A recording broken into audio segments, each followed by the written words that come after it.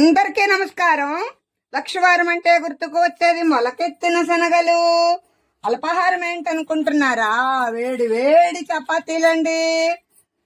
దానిలోకి curry ఏంటనుకుంటున్నారా? Chicken curry చేశానండి, కాస్త టమాటా వేసి.